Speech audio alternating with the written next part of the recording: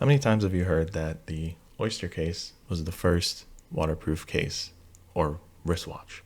Or that the Rolex Submariner was the first ever dive watch? Also, obviously waterproof. And also, how many times have you heard that the Rolex Submariner was the first watch waterproof down to 100 meters?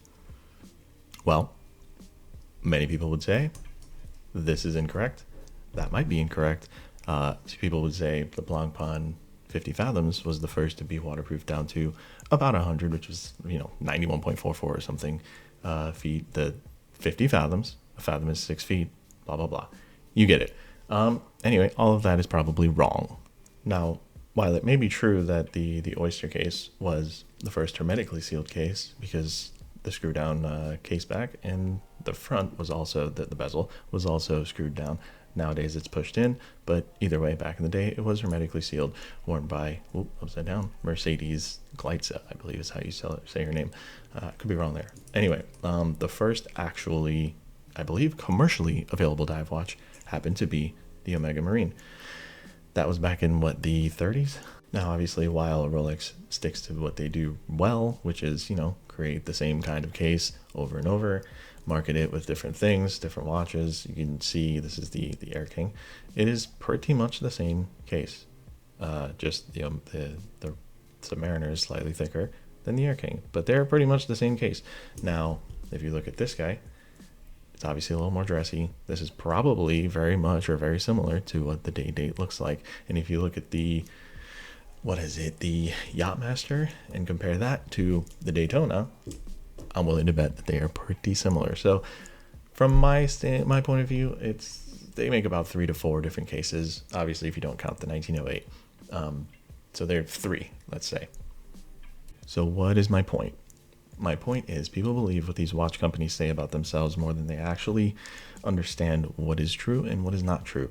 Now, the Omega is widely known as the first watch worn on the moon. It has a specific version titled the FOIS, right? First Omega in space.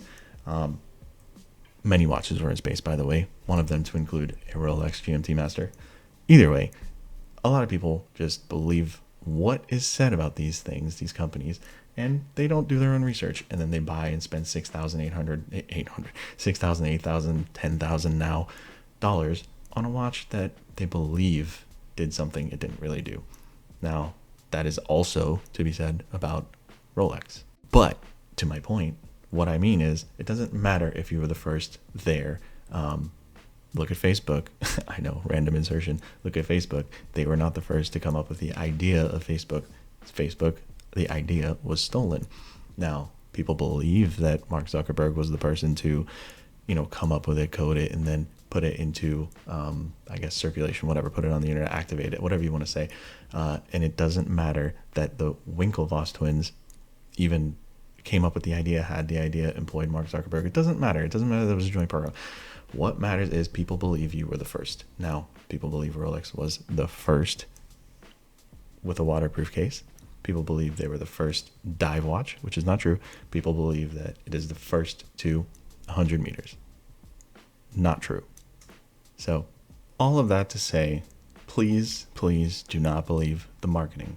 Do your research. Look for the watch you would like. Doesn't have to be any one of these.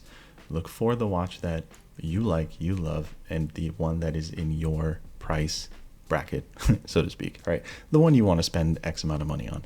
And do your research. Try it on.